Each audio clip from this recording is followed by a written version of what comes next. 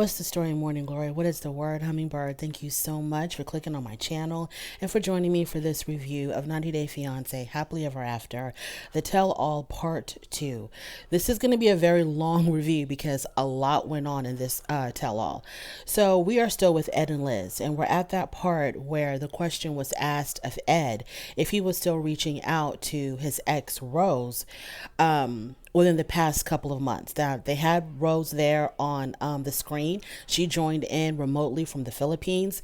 And Rose is a young lady that Ed was attempting to pursue a relationship a couple of years ago when they were featured on 90 Day Fiancé. And he had traveled to the Philippines to see how things would work out between them. And if everything went well, he was going to, I guess, start the K1 process to bring her to the United States. Well, when he went to the Philippines, it did not work out and they ended up breaking up over there.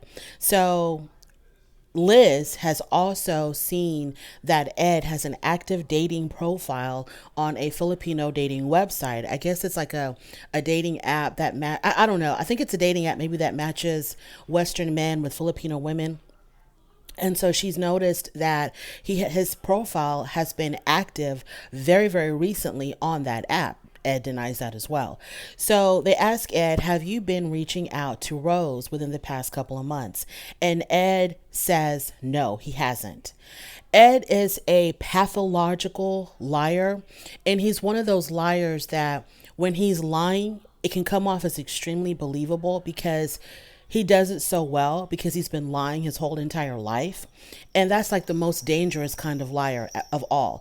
When he is lying, he's actually believing his lies. And that's how he's able to say them so calmly without blinking an eye. But anyways, Ed says, no, he has not been reaching out to Rose. So then they ask Rose, has Ed been reaching out to you? And Rose admits that yes, Ed has definitely reached out to her. And the show went a step further and they actually show the text messages between Ed and Rose. And I didn't write down exactly what the messages were verbatim, but in summary, it was Ed asking, like reaching out to Rose, wanting to talk to Rose. And I think he even asked her if she would like for him to go travel back to the Philippines to see her. And she said yes. So, but then also in that same conversation, Rose tells him that, aren't you in a relationship though? And for her to say yes, she did want Ed to come see her in the Philippines. I'm kind of like, Rose, I need to like question you. I need to like side eye you because not necessarily because, you know, you knew that Ed was in a relationship because their relationship with Liz is so off and on. Who knows when they're together and when they're not. But mostly because, Rose, when Ed went to the Philippines to go see you, he treated you like garbage.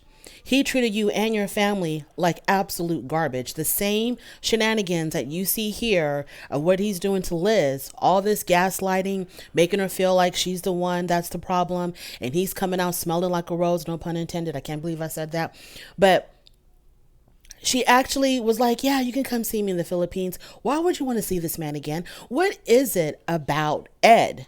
I need Rose and I need Liz to put us up on game and please explain to us, what is it about this man? He's extremely rude to y'all. He treats y'all like garbage, like Tuesday's garbage.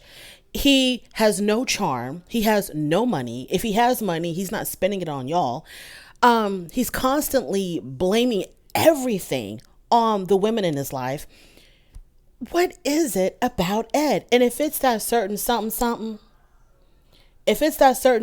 put us up on game. Make it make sense to the rest of us because maybe I can sort of understand. If he's laying it down like that in the bedroom, maybe I can understand. Y'all need to put us up on game and tell us what's what because it is not making any sense how y'all are continuing. And I say y'all because Rose said that it was okay for him to go travel to the Philippines to go see her. Y'all are acting like this man is just whining and dining and charming the pants out of y'all and buying you all kinds of luxurious items and trying to create this wonderful life with y'all. We don't see it. He lives in this little house. He misses his mommy. He's extremely mean. He's got such a mean spirit. This guy is so mean. And he's mean because he's so unhappy. What is it about Ed that's got these women not wanting to let go of him? Let me move on. So They show the screenshots of the communication between Rose and Ed. I mean, clearly he was trying to get with her. Clearly he wanted to get with her. So Ed tries to turn the tables on Liz when she confronts him because Liz says to him, I just asked you if you had reached out to her and you told me no. So you lied.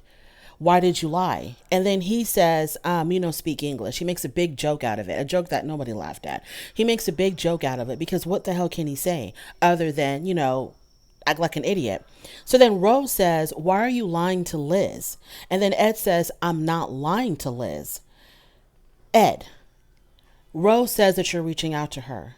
They show the damn text messages. Ed now says that he doesn't know whether or not, when he reached out to Rose, he says he doesn't know if it was during a breakup with Liz. Ed, y'all break up like every other day. So if you had reached out to Rose during a breakup, it's not like y'all stay broken up for 6 months. Y'all have these long stretches where there's no communication, no interaction, where, these breakups are lasting months and months and months. It's not like that. So how can you remember when you reached out to Rose when you and Liz are breaking up and making up every other hour? So Rose confirms that she does believe Ed is interested in her because they asked Rose, do you think, that Ed is still interested in you? And Rose says, yes, she does believe. And a woman knows. A woman will definitely know if a guy's interested in her and wants to be with her. Rose says, yeah, I do believe that Ed still wants to be with me. Liz says, I don't think I have any more respect for you. And then Ed turns around and says, well, then give me back my ring. Everybody on stage was shocked when he said that. Why are y'all shocked? Ed is mean. He's a really mean person. He's extremely mean. He has absolutely zero empathy, no compassion, no understanding of anything. You would think that for a man who loves his mother as much as he does and who's lived with his mother as long as he has, that he would have learned some type of decorum on how to act around women. Like his mother has taught him absolutely nothing on how to treat a woman. And Liz, if you're gonna decide to give this man yet another chance, he's going to embarrass the hell out of you. If you think this is embarrassing, the fact that he's carrying on these conversations with Rose behind your back when y'all are still clearly together, when you keep taking him back every single time. If you think, and he's back on these dating apps, if you think that what's going on now is embarrassing, Liz, I promise you, if you stay with this man, he's going to embarrass you 100 times worse. And it's going to be to a point where nobody's going to be sympathetic. Right now, everybody's like, oh, Liz, oh, you poor thing, Liz. Oh my God, we're so sorry, Liz. You take this man back, you're not going to have any supporters because we're going to be done with you. Because this man is showing his true colors. He is telling you exactly who and what he's about.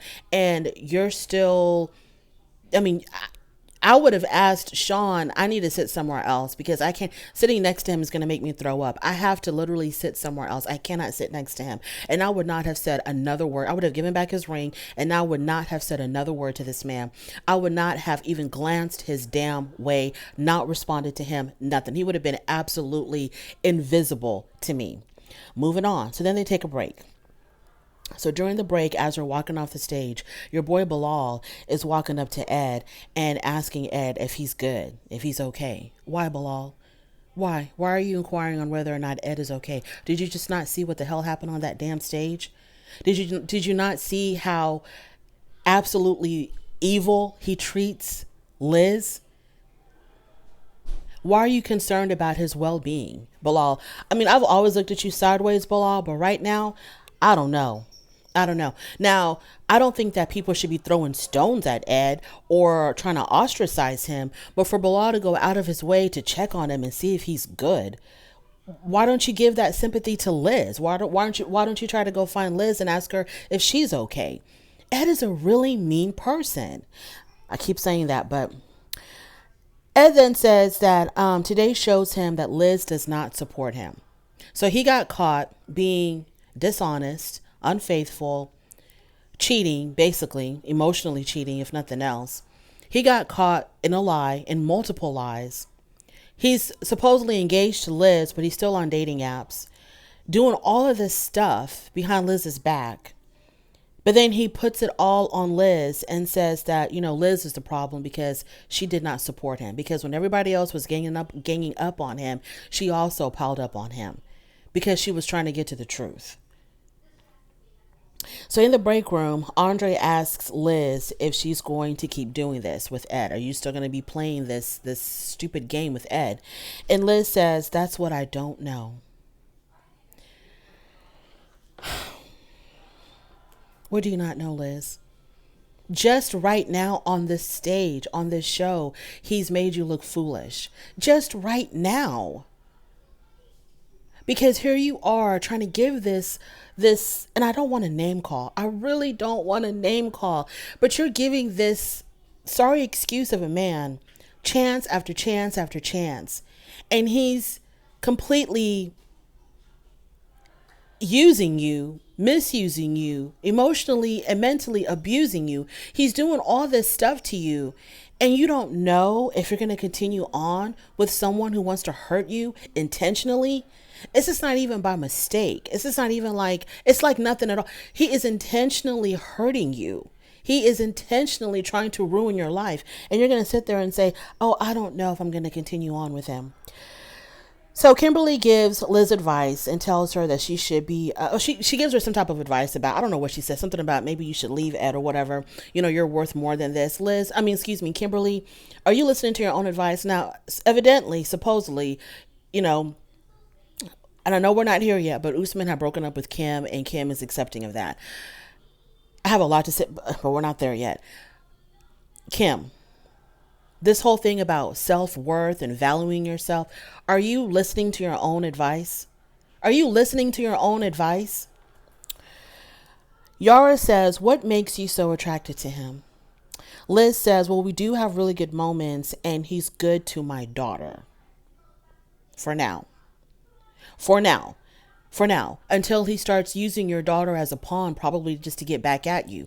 Liz, please walk away from this whole situation.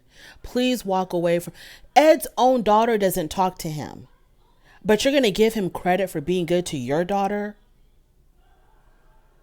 For now, because she's so young, you just wait. You just give it some time. You stay with this fool, Liz. You just give it some time. Your daughter's going to get dragged into this mess and he's going to use your daughter, against you.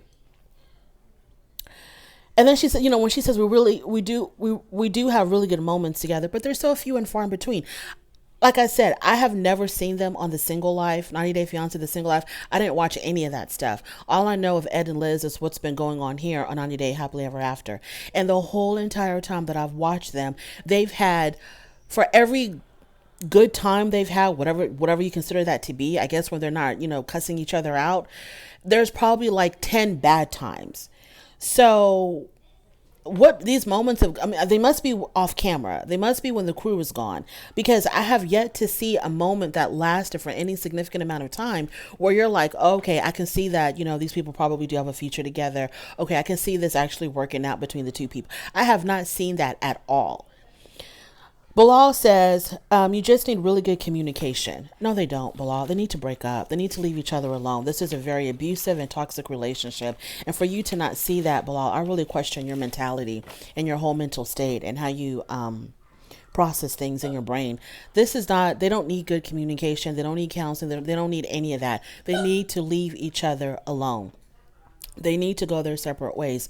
This relationship is extremely abusive on both parts. It's extremely toxic on both parts. They need to leave each other alone. Ed comes into the break room, and when he sits down, because, most of everybody is in the break room now, talking about Ed and Liz. So Ed comes into the break room, and his only concern is, what are they going to do about Angela? Where's Angela? I think he says something about, if Angela is still here, why wasn't she on stage? After all that's happened, after you've been caught red-handed being I'm trying not to name call. After you got caught red-handed being dishonest to your fiance, you're worried about Angela? Kimberly and Angela, they talk in the break room. So they're having a conversation. I don't know what kind of advice they're giving to each other. Whatever they're telling each other, they need to take their own advice, because Kimberly and Angela are in the same exact situation. They are both connected to engaged to, married to, whatever you want to call it, to people who are just using them. Angela thinks that she's in a better situation than Angela. I mean, excuse me, Kimberly thinks that she's in a better situation than Angela because, she believes that Usman never scammed her or was mistreating her or anything. Angela thinks she's in a better situation than Kimberly because Kimberly believes that Usman's a scammer. Y'all are in the same identical scenario. Y'all are like mirror images. Y'all's relationships are mirror images of each other. What are y'all talking about? Angela's back on stage. Okay, so now we're on to the segment of Michael and Angela. They play the clip of when Angela found out that Michael was cheating. And of course, when she sees this, she has to relive the whole moment. She breaks down crying on stage. Usman now understands why Angela doesn't want Michael on social media. Up until this moment, I guess everybody was team Michael and they hated Angela because they thought that Angela was the problem because Angela's always showing out. Now that after seeing the clip where, she found out about the messages between Michael and this other woman, and then the voice note where he's telling this other woman that he's going to be sending her money, that, don't worry about Angela, I'm going to deal with Angela, telling this other woman I love you more than once, and then blowing kisses on the voice note. After they saw all of that, all of a sudden now everybody switched over to Team Angela. I've never seen it from Michael and Angela. I've never thought this relationship was a good relationship because I found it really hard to believe that Michael was seriously romantically interested in Angela. Sometimes you got to call a thing a thing. Here you have this young man, and all of a sudden he's supposed to have this intense attraction to this older woman who is, at the time she was out of shape. Now she's a little bit better in shape, but still has a lot to work on. As we all do. I'm not pointing fingers. We all do. But you got to call a thing a thing. I mean, if he could have a woman closer to his age or even a woman older than him, if he could choose a woman that, I don't want to go into, because it doesn't really matter about looks. It really doesn't matter about looks. But because of the age difference, it makes you really wonder. Like, okay, Michael, you could have a young woman,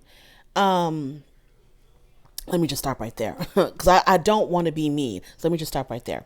So everybody's feeling sorry for Angela. The question was, Michael, who were you talking to when they asked him about those, the voice note? Who were you talking to? He doesn't really want to say who it is because I'm pretty sure he wants to protect, this other woman in his life because he doesn't want to mess that up. I'm pretty sure because it came out that she was an American woman and most likely another older woman that he's probably trying to use to get to America because he doesn't have a lot of trust in his relationship with Angela and whether or not it's going to actually continue. So he just wants to make sure that his plan B stays intact. So he's not going to, mess that up and talk about who she is. So Michael says it's just some random lady. He says, I love my wife and no one can come between us. You mean no one can come between you and the U.S.?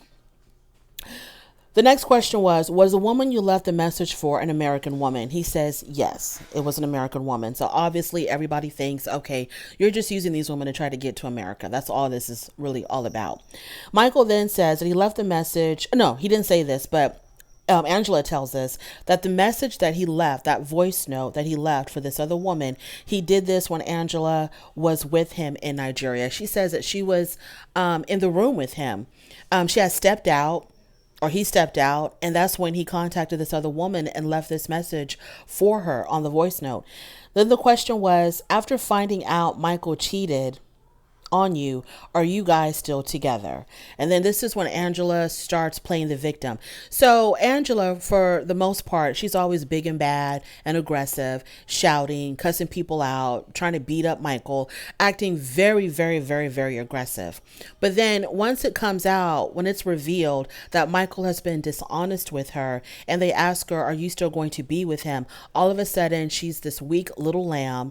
She doesn't know what she's going to do. Woe is me, because she says, I don't know. I'm just so confused. Confused about what? You brought this information to us, Angela. You were the one that revealed on the damn show when you were sitting in your backyard on your lawn chair. You read all this stuff between Michael and this other woman, and you broke down talking about that's how he talks to me. That's how he was talking to this other woman. Those are the things that he normally says to me, his wife. He was saying it to some strange woman. Excuse me. What are you confused about, Angela? How come you're so confused now? All this time, you're shouting at him, you're just a scammer, you're just using me, you're a scammer, you're a scammer. And now there's proof in the pudding that that's what he was doing this whole entire time. He was scamming you. And now I'm just so confused. I just don't know what to do. So then Michael says that he was just being nice. And he didn't mean anything that he was telling this other woman. He says he gets contacted by so many women and he was replying just being nice. Do I even spend time to talk about this? Because it's so stupid and silly and asinine to even believe. Do I even waste time talking about this? No, I don't. Kimberly says, y'all are so wrong. So Kimberly said, this is Kimberly now, Usman's woman. She says, and she's directing this to Michael. She says, y'all are so wrong for all this cheating and scamming. Okay, you were directing that to Michael, but were you also indirectly directing that to Usman as well? Because it applies to him. Like I said, Kimberly and Usman, complete carbon copy, identical mirror image to Michael and Angela. No difference. At least Michael saw enough value in Angela to still want to pursue a marriage with her to get him into the United States. At least he was like, you know what? I'm still going to stick this through and get married to this woman so I can, get to the United States. Whereas Usman, he was like, you know what? I know Kimberly can get me to America, but I'm so disgusted by her.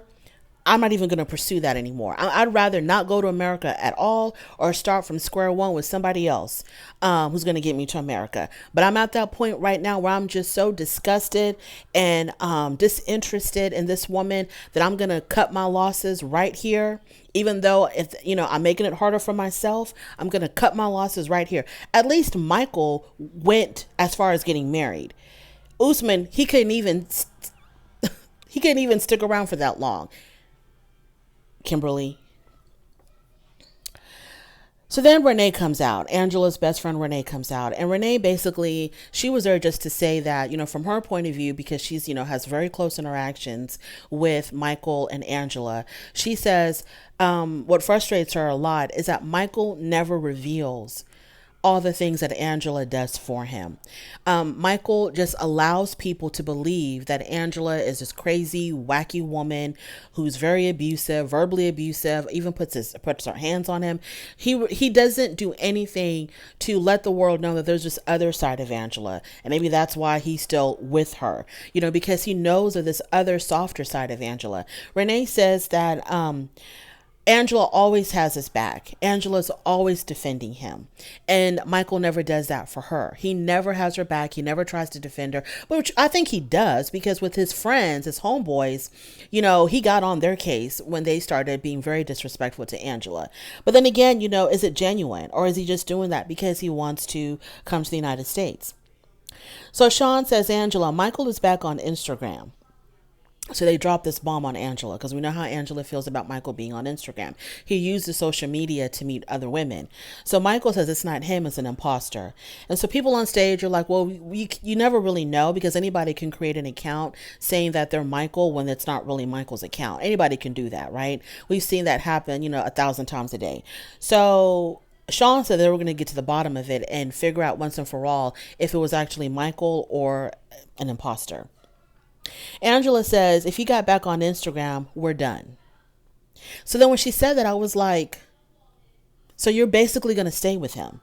And your deal breaker isn't the fact that he's carrying on an entire relationship with another woman for whatever reason, whether he's actually in love with that woman or he's just using that woman for whatever reason, you're going to tolerate all of that, his dishonesty in that. But the Instagram is your deal breaker where you're like, if you're back on Instagram, we're done.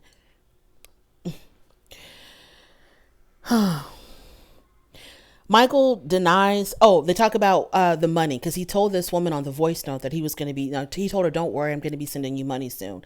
So the question was, where are you sending this money? I don't know why people, because it looked like the people on stage didn't want to believe or didn't understand. Michael is taking money from Angela and giving it to this other woman for some reason. Because the question was, where is he sending this money to? He's sending it to the other chick. Like, what are you talking about? So then his uncle Stephen comes out, and the question was, do you think Michael loves Angela? And the uncle says, well, I know Angela loves Michael. Uncle Stephen says, he asks Michael, why do you feel this need to have extramarital affairs? You know, when y'all got married, y'all exchanged vows under God, blah, blah, blah. You should take your vows seriously. This is your wife. You need to honor and respect her, blah, blah, blah, blah. So when the uncle says, why are you getting involved with extramarital affairs? That told me right then and there that, number one, the uncle knows something. The uncle is up on game. He knows something. And it's multiple. It's probably more than one, obviously. Then they show a clip of Angela going crazy in Nigeria when she showed up at Michael's house and was banging on the gate, banging on the door, started taking his car apart. Then her and Michael got into that physical altercation, and Michael was so pissed off about Angela just showing up unannounced in Nigeria at his house, etc. And so everybody was of the consensus that because that's your wife, Michael, she had every right to show up unexpected. Y'all are husband and wife. She doesn't have to ask permission if she can come see her husband. These people, I mean, that just shows you right there. And the reason why Michael was so upset about Angela showing up, whether he was up to no good that night or not, the reason why he was so upset about that, because he doesn't see Angela as his wife. He still sees her as some broad I'm going to use to get to America. That's the reason why he treated her the way he treated her that night. Angela was out of line for taking apart his car and shouting and screaming and all of that. But for him to be upset with her because she showed up unannounced, he doesn't see her as his wife. He sees her as some broad that I'm using to get to America. Because if my husband showed up on me somewhere unexpectedly, I'm not going to act like that and be like, how dare you be here? I'm not going to act like that.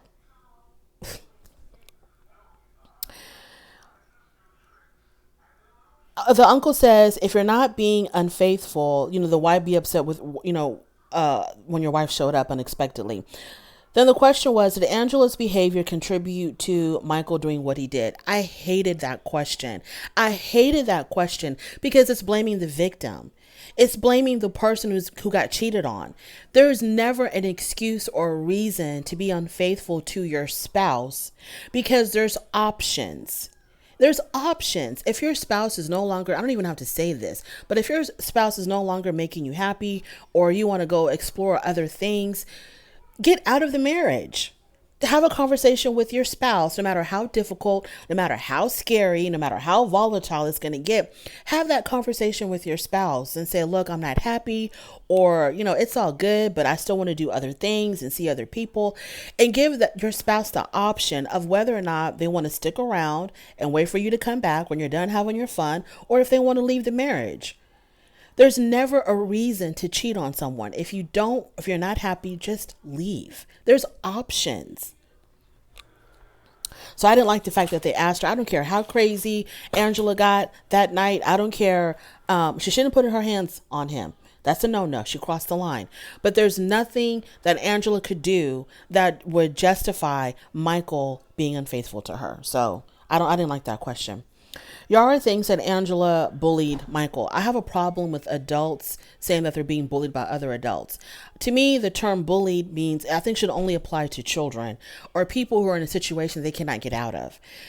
When a child is being bullied at school, they're in a situation where they cannot really get out of, because sometimes you can go to a teacher or whatever and the teacher doesn't do anything, or the child is too scared to tell an adult, and so they just have to suffer through it because the child has to go to school. The child does not have the option to not go to school, but adults have the options of leaving. If Michael felt bullied by Angela, he could leave Angela. He's an adult. He's a grown man. And plus, he's thousands and thousands of miles away from her. He's not trapped in her house where she's locked all the doors and won't let him out. He's living in Nigeria. If he's not happy with Angela, he can leave Angela. He's got that option. So is she mean? Yes. Is she abusive? Yes. She's all of that stuff. But the one thing I don't see her as, I don't see her as being a bully because Michael has options to walk away from her. Bilal says, I believe he loves Angela, but I also believe that he's a liar. The smartest thing Bilal has ever said. I also believe that he loves the other woman because he admitted to it. That right there was Bilal's shining moment. Give him the crown. He said a lot. He said a lot, and I agreed with every single bit of it, except the part about Michael loving Angela. I don't think Michael loves Angela at all. I don't think he has an ounce of love for her. I will even argue anybody on whether or not he actually likes her. So when Bilal says he's a liar, yes, and he loves the other woman, most likely he probably does. Who knows? But he for sure as hell doesn't love Angela. And he's definitely a liar. Whatever points I took away from Bilal, I gave him back for that statement right there.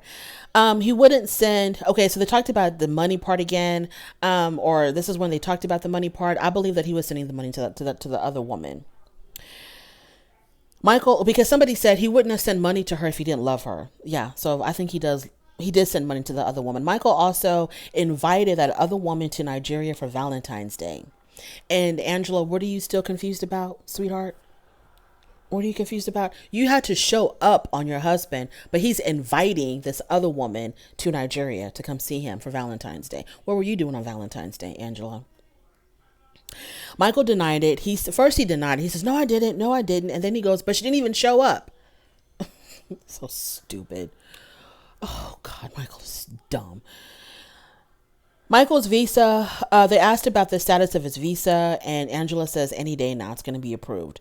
And so she's kind of worried about like what's going to happen when he gets here. If he's treating me like this from Nigeria, what's going to happen when he actually arrives in the United States? The question was, why haven't you pulled the visa?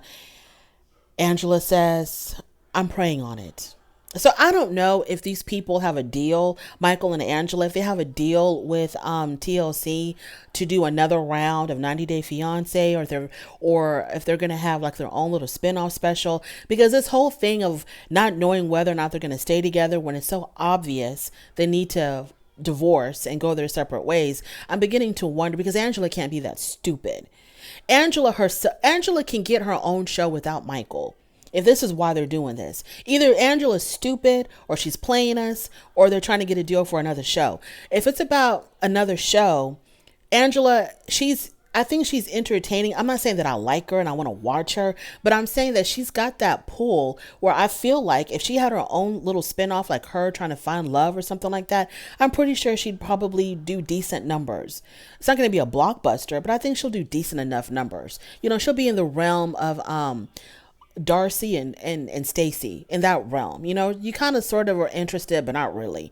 So I don't know why she's acting so confused, because like I said, every other time she's big and bad and scary and knows exactly what she wants. But then when it comes to the future of her and Michael and, you know, the visa and all of that, she's all like, oh, I don't know.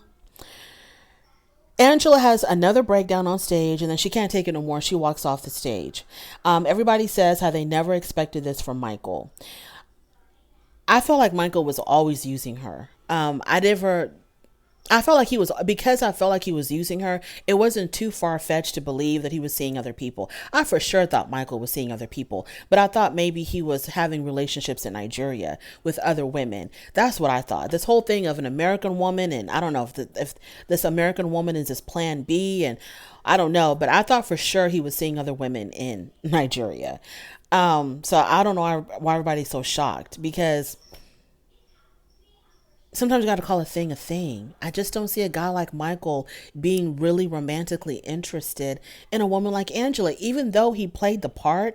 And whenever they would get together, you know, they would have that physical interaction where he acted like, oh baby, I can't wait until, you know, acting like I never bought it. I just didn't buy it. Outside, Angela, there's this friend of hers that for whatever reason is never inside the building. She's always like outside, but some friend of her, the same friend that's been, that she arrived on set with, I have no idea who this woman is, but some friend of hers, she meets Angela outside, and, Angela tells her that she should have left Michael a long time ago, but she was always feeling really sorry for him.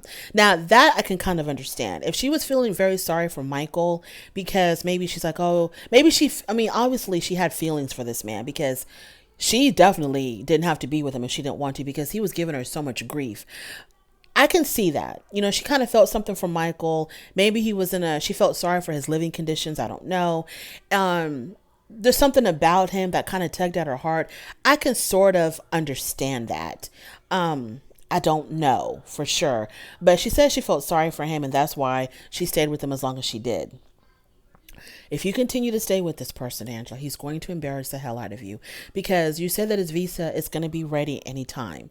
So if he does arrive in the United States and you try to give him another chance and you start thinking, well, we're in America now, so we're going to start fresh, we're going to start new. If that's the route that you're going to go, I promise you, Angela, Michael is going to embarrass the hell out of you. He's going to be having babies on you. He's going to be cheating on you. And then he's going to be right here in the United States, and you cannot send him back to Nigeria, and you won't be able to, you'll have no leverage. Right now you have a lot of leverage. So he's got an incentive to try to act right, even though he's not. Maybe because his visa is about to be ready. That's why he's running amok right now. But once he's in the United States, because he doesn't really love you, he's going to make a big time fool out of you. But hey, that's neither here nor there. Let's move on to Libby and Andre. So the question was the status of her singing career. I don't mean to laugh, but whew. So they asked her, so what is the status of your singing career? She says, we have a lot of songs that are centered around Ellie. That didn't really answer the damn question. I mean, do you have a record deal? Because she said, she doesn't want a record deal. She just wants to sing songs on YouTube. Okay, so what's your YouTube channel, Libby, so we can listen to your lullabies? Then the question was to Andre, can you pick a song for Libby to sing? At first, she didn't really want to sing. She says, they were putting her on the spot, but she finally belted out, Mary Had a Little Lamb. So then they addressed the trolls, the people that pick on her for her voice and her singing, and, whatever. She's cool with that. So then Becky and Charlie come out. Charlie calls Libby and Andre hypocrites because they're constantly berating him for drinking, but they drink as well. And according to Charlie, Andre drinks as much or more than he does. So they go back and forth about who's the real alcoholic and all of that. Well, they're all alcoholics, whatever. We'll never know.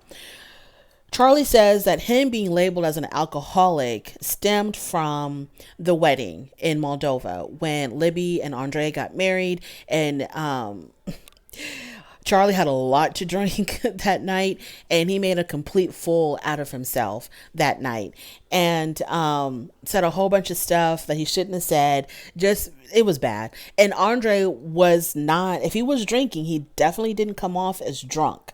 He did not come off as someone who was, drunk out of their mind, because he was trying to control the whole situation that night. But Charlie was blitzed out drunk. And so he says it's because of that one incident, I've been labeled an alcoholic.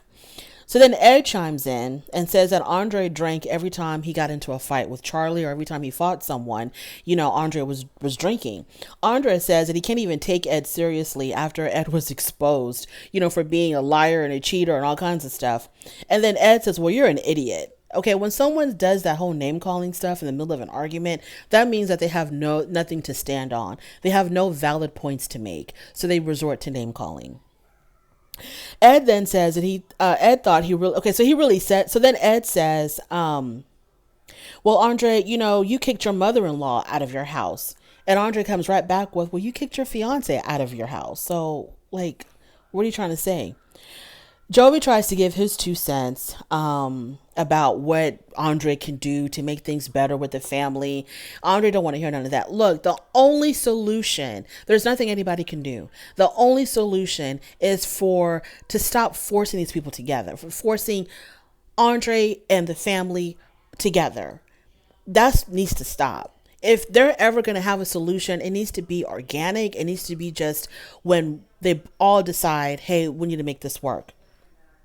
Or let me reach out to Andre and chop it up with him. Or let me reach out to the family and see how they're doing. That's the only way it's going to work, when they're both ready to reach out to one another. Forcing people together, forcing them into therapy, it's just not going to work with this bunch. And also, until that moment happens, Libby needs to just deal with her family without Andre and deal with Andre without her family.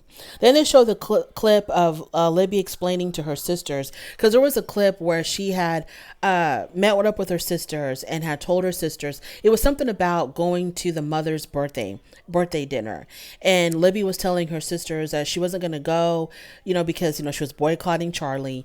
And she says, also, we have this immigration thing coming up. And so we need to be prepared for that, because if they find anything wrong in Andre's background, he can be deported. So she basically inadvertently, not purposefully, but inadvertently, she gave the ammunition to the family on how to mess up Andre's immigration. And I do believe that the person who reported Andre, if he was reported, if it was because he was reported by somebody, I think it was definitely the family. So when Libby told her sister that, it all went to hell.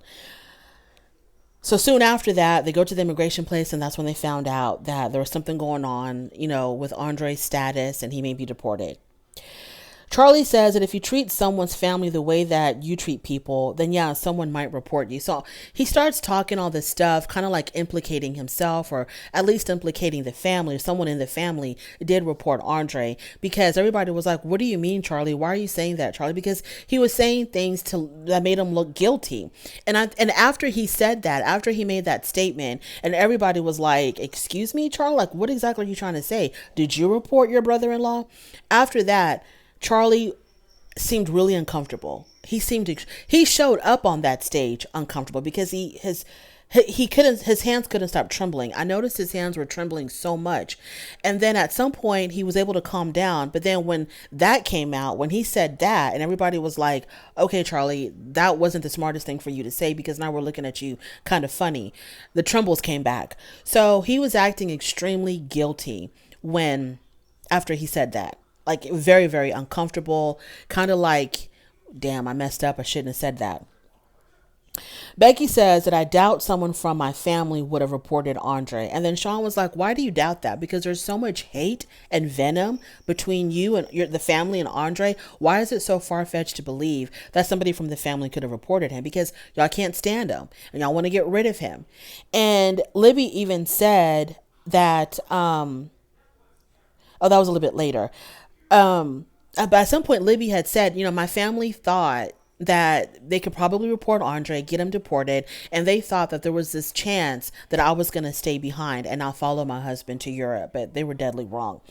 So then the Andre's lawyer comes on. The lawyer says that either his immigration his status is being, questioned or whatever, because either there was some type of crime that he committed. They found that he probably did something, or he got reported. It's either one or the other. And if he got reported, and if the complaint came from a family member, immigration is more willing to believe that and give credence to that, even though there's no proof, no evidence, no nothing. Someone can just call immigration and say whatever the hell they want to say, and that's going to halt the whole entire process until it's investigated. So, and because it's coming from a family member, immigration is more prone to believe it.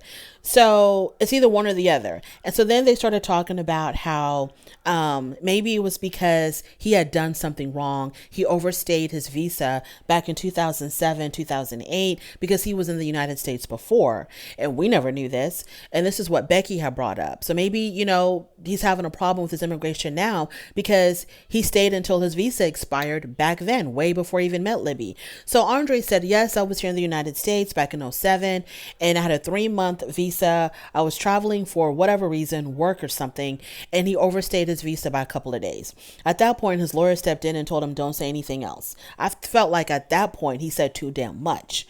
Okay. As soon as Becky said what she said about, oh, you were here before and you overstayed your visa, me as the attorney, I would have been like, if I was the attorney, I would have been like, Andre, don't answer that. Don't go into that. Do not go into that. I thought the lawyer she moved a little bit too late, because he already admitted that he had overstayed his visa. I don't know. Okay, so Andre, 2007, 2008, the lawyer told him to stop talking. Sean asked everybody on stage who believes that the family reported Andre, and a good chunk of them raised their hand and said that they believed it. Even Yara and Jovi, they didn't raise their hand initially, but then they're like, you know what, we really don't know, but it seems kind of probable that he was reported by the family. The lawyer says it's a crime to lie to the federal government, so the lawyer was kind of like warning the family, if y'all did this and we do get to the bottom of this, trust and believe that we're going to be filing a complaint or whatever against y'all for lying to the United States government if it comes out that they did lie just to have him deported.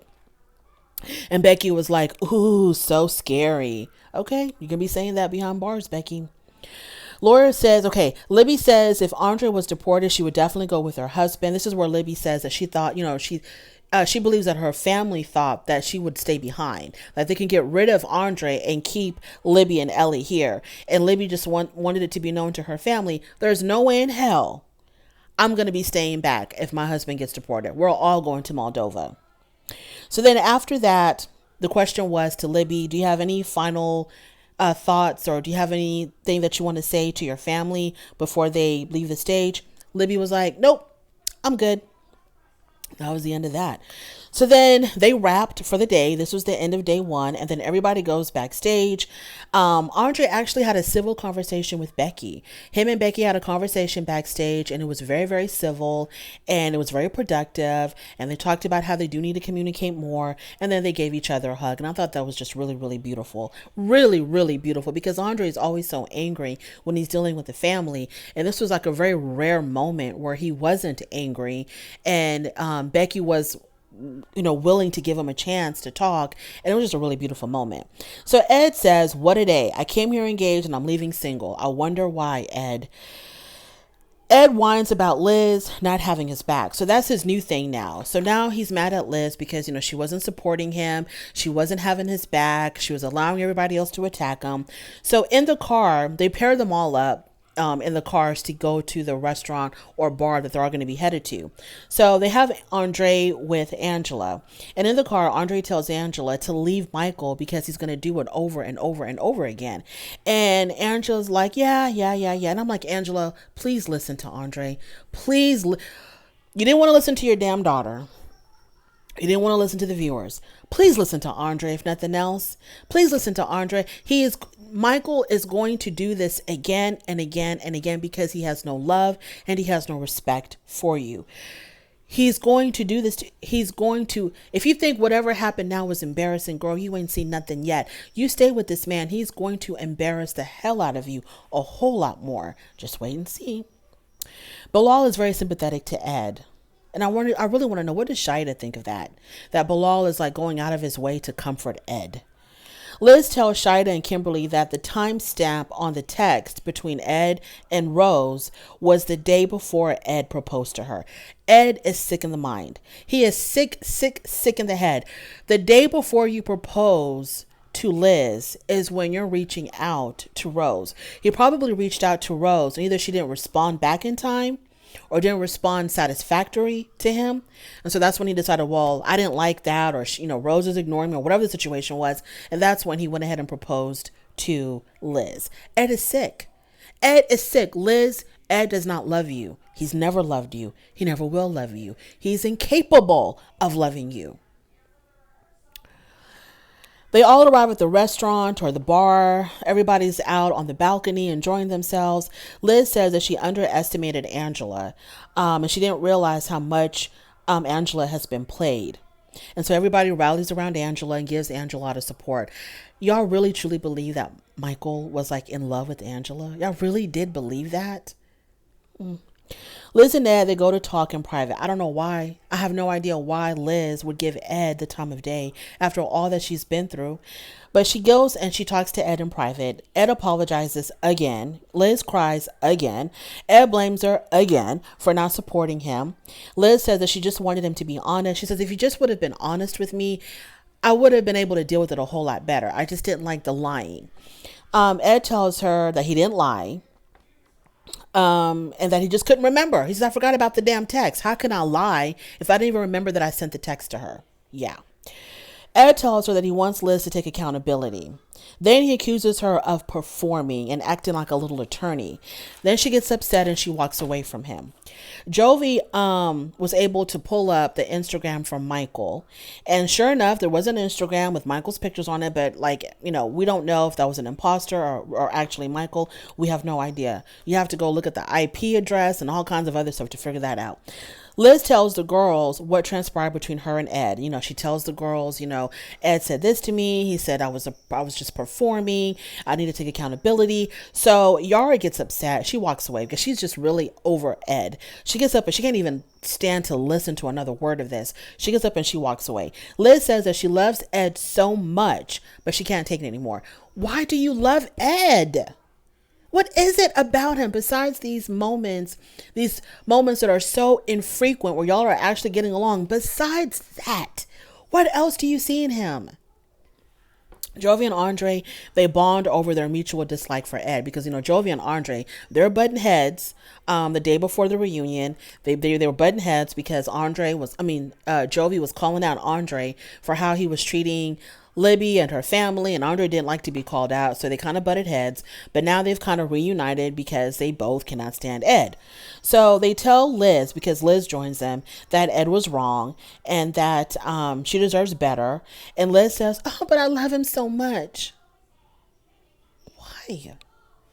He lied to you. That alone, you caught him lying red freaking handed. His ex shows up and says he's been contacting me and I think he's still interested in me. And Liz, you know that if she feels that way, he is. You caught him on the damn dating app, girl. So while Liz, Jovi, and Andre are talking about this, Ed comes in. He slithers in, and once again, he plays the victim and he blames Liz. So when Liz tries to stand up for herself by explaining to him, how he treated her, how she feels, and all this and that, he tells her, there you are, you're performing again. You're performing. So I'm beginning to believe that the reason why he calls her a performer and says that she's performing is because I think he's trying to say that when you're out in public, in front of everybody else, this is how you're acting. Like you're trying to call me out. You're trying to put me in my place, trying to act like I victimized you. But I think that in private, when it's just the two of them with no cameras and nobody else around, she's a completely different Liz, I think. I think that's when she's all, willing to give it a chance, and she's all sorrowful, and, she's all apologetic to him. Maybe that's what he means when he says you're performing. This is not really who you are, because when we're alone together, it's a completely different story. Ed and Jovi, they go back and forth. Jovi says, don't talk to women like that. Ed says, you need to talk about going to strip clubs. And then that's when Big Ange walks in because she's going to set Ed straight. And that's where it ended. I've kept y'all for far too long. If you made it this far, if anybody made it this far, I'm going to be amazed and shocked. But thank you so much for joining me. I really do appreciate it. On your way out, please don't forget to rate the video. If you like this content, go ahead and subscribe. Like I said, if you made it this far, I love you for it. Thank you so much, and I'll definitely talk to you later.